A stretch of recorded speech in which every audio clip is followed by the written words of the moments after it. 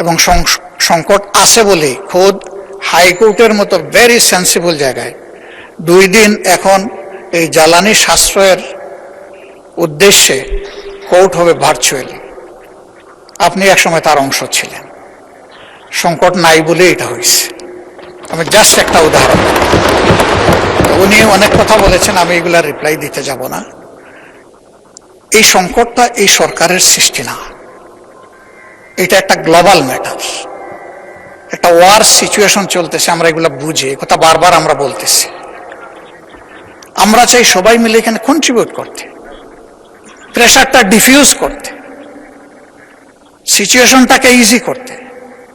তাহলে সব দায়িত্বই যদি একা একাভাবে সরকারি দল পালন করে, আমরা কোনো সুযোগ পাবো না। মাননীয় স্পিকার, আমরা তো এই দেশের নাগরিক, জনপ্রতিনিধি বাদ দিলাম, নাগরিক হিসাবেও তো আমাদের কিছু দায় আছে।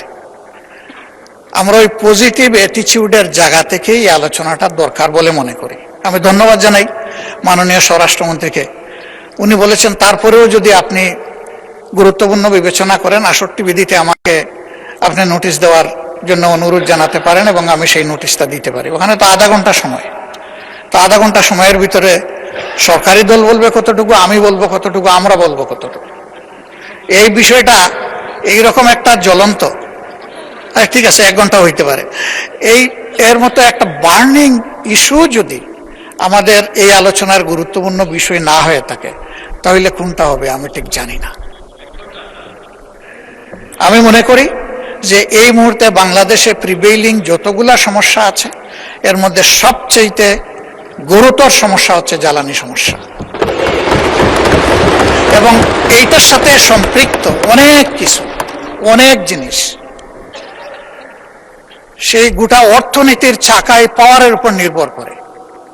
পাওয়ার জেনারেট করবে এই জ্বালানি দিয়ে, পাওয়ারের র মেটেরিয়ালস হচ্ছে জ্বালানি, গ্যাস হোক, তরল হোক, যাই হোক। আমরা এই বিষয়ে কন্ট্রিবিউশন রাখতে চাই, আমাদেরকে সুযোগ দেওয়া হোক। আমি আবার অনুরোধ করব, এটাকে আজকে আপনি ডিসপোজ অফ না করে, আমার বিশেষ অনুরোধ, সংসদ নেতার প্রেজেন্সেই বিষয়টা আলোচনার জন্য আপনি 3 দিন সময়ের মধ্যে ফিক্স আপ করতে পারেন।